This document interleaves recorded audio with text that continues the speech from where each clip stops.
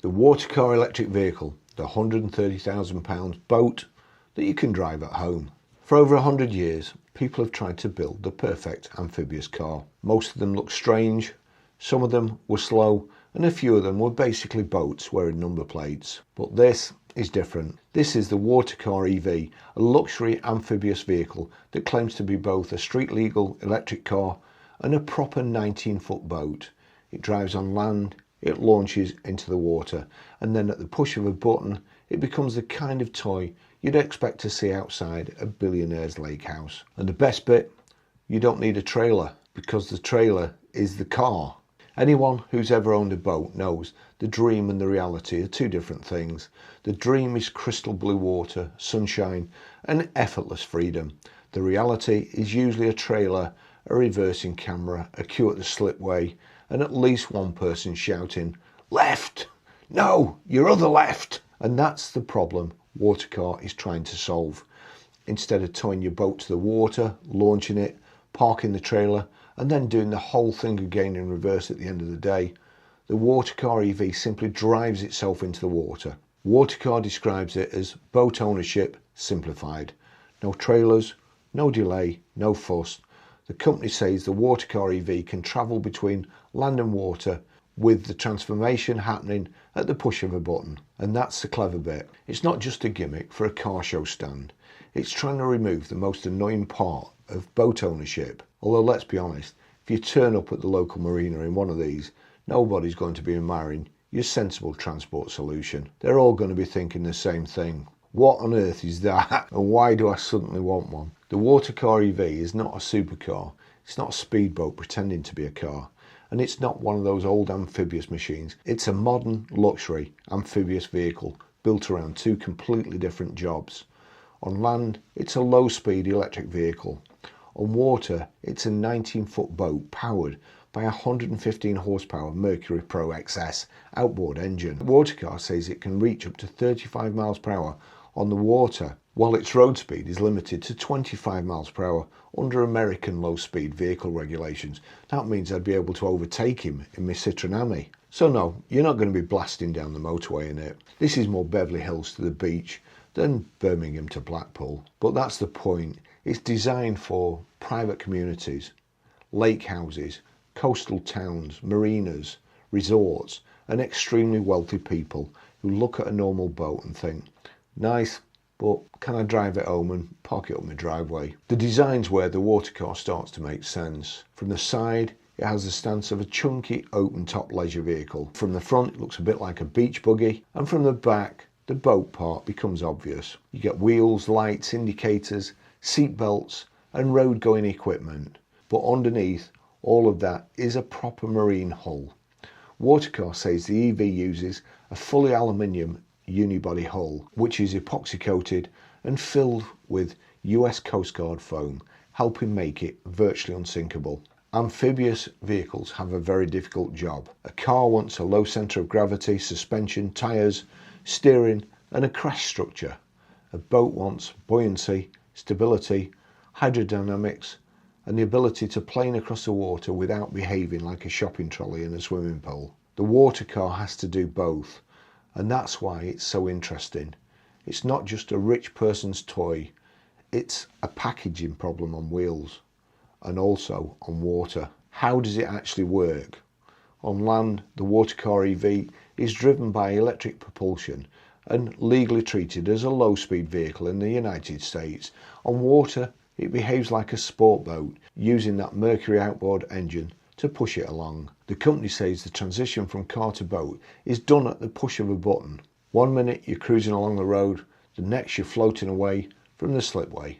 And this is where the WaterCar becomes more than just transport, because a Ferrari sounds good, a Rolls Royce looks expensive, but neither of them can drive into a lake and continue the journey. On the water, WaterCar says the EV uses an advanced tri-hull V-bottom design with reverse chine and precision dead-rise geometry. That's boat language for something very important.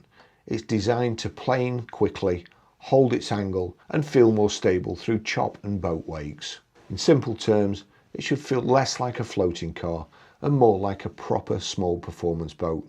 Because the old problem with many amphibious cars is they are compromised everywhere. Too slow on land, too awkward on water, too strange to park, too weird to explain to your neighbour. The WaterCar EV is still a compromise. Every amphibious machine has to be, but it seems to lean much harder into the boat side than many people might expect. WaterCar says it can reach 35 miles per hour on water, which is not hyperboat territory, but it's quick enough for fun, coastal cruising, lake use, and making everyone at the marina stop what they're doing and watch. The WaterCar EV is governed to 25 miles per hour because it's classed as an LSV or an EV, a low speed or neighbourhood electric vehicle in America. So this isn't a car for motorways, long distance road trips or overtaking lorries.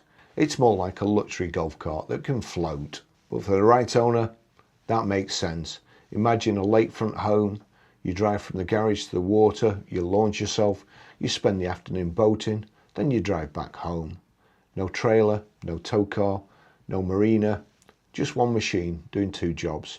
And frankly, for the sort of person who already has a yacht, a supercar, a jet ski and a golf cart, this might actually reduce clutter, which is the most billionaire excuse ever invented for buying another toy. WaterCar itself is not new to this idea.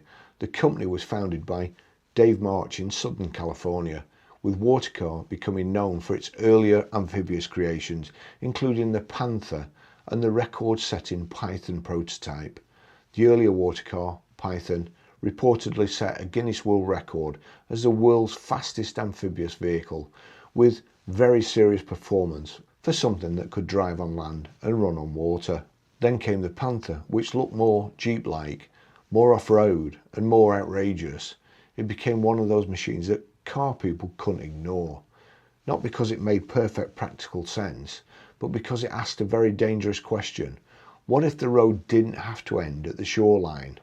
And the WaterCar EV feels like the modern answer to that question. Less Mad Max, more Malibu Marina, less petrol-powered chaos, more luxury lifestyle machine. So who actually buys something like this? The WaterCar EV starts at £170,000 according to WaterCar's own website. The company also says each one is hand-built, limited in production and custom tailored like a private aircraft or a bespoke supercar. This isn't mass market transport, it's a lifestyle object. It's for waterfront property owners, luxury resorts, collectors, tech entrepreneurs, marinas and people who already have the normal toys and now want something that makes the neighbours spill their champagne. That's what makes it fascinating, because it's not just selling speed, it's selling convenience, exclusivity and the sheer pleasure of doing something most vehicles can't do. A Porsche will get you to the marina, a boat can take you across the water, but the WaterCar says, why not do both? The no trailer idea might be the biggest selling point, because trailers are the least glamorous part of boating. Nobody buys a boat because they dream of reversing a trailer in front of an audience. And nobody stands at marina saying, you know what really completes this luxury lifestyle? Ratchet straps. WaterCar says the vehicle functions as its own trailer, eliminating the need for a separate boat trailer. That's genuinely useful. It means fewer vehicles, less storage, less faff, and probably fewer marital arguments at the slipway, which, depending on the couple, could be worth half the purchase price on its own. Underneath the fun, there's a serious engineering challenge. An amphibious vehicle must survive water, road vibration, corrosion, weight limits, buoyancy requirements, electrical systems, steering, braking, marine propulsion, and legal compliance. WaterCar says its EV is engineered to meet US Coast Guard marine standards and NHTSA federal roadway regulations, using DOT approved equipment such as headlights, seatbelts and turn signals. That's why these things are expensive. You're not just buying a boat, you're not just buying a car, you're buying the bit in the middle where both industries look at each other and say, you're dealing with that, not me. The fact that a company can make this work at all is impressive. The fact it can make it look desirable is even more impressive. Now we get to the real reason this thing exists. Fun. Nobody needs a WaterCar EV. Nobody wakes up and says, my life's incomplete because I can't drive my boat up the road. Some vehicles exist because they're sensible. Some exist because they're fast. Some exist because they solve a genuine problem. And some exist because life is short and the lake's right outside your house. The WaterCar EV sits in that final category. It's ridiculous in the best possible way. A car that becomes a boat that parks in your drive, a luxury toy that turns every launch into a small public event. It's not subtle, but then again, neither is arriving at dinner by driving across the water. Of course, there are catches. First, this is a low-speed vehicle on land, so don't think of it like a normal car replacement. Second, laws will vary depending on where you live. Road legality, waterway rules, insurance, licensing, registration, and safety requirements may all be different. Third, the price puts it deep into luxury toy territory. And fourth, it's built in limited numbers, so this isn't something you're likely to find sitting between jet skis at your local dealership. For the right person, none of those catches are deal breakers. They're just part of buying something unusual.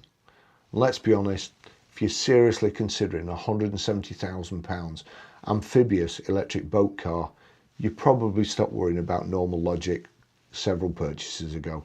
The WaterCar EV matters because it shows that the dream of the Amphibious car is still alive.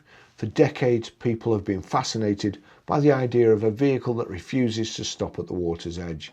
The Amphicar made the idea famous in the 1960s. Bond films made amphibious vehicles look glamorous.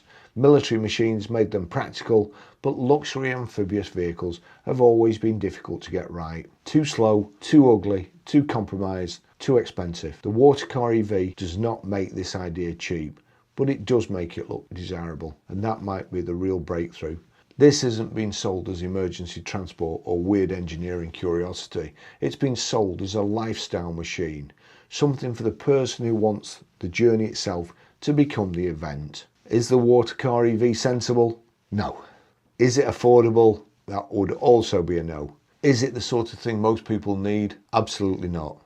But is it one of the most entertaining luxury toys on the market? That's very hard to argue against, because the WaterCar EV takes one of the oldest motoring dreams, the car that can become a boat, and turns it into something modern, polished, and properly desirable. It is part vehicle, part boat, part guest amuser. And if you own a lake house, a beach property, or a marina side mansion, this might be the ultimate way to answer the question, shall we go for a drive or a boat ride? With a WaterCar, the answer is simple, yes. And that's why this might be one of the most outrageous billionaire toys that money can buy. Thanks for watching. I'll see you in the next video. Bye bye.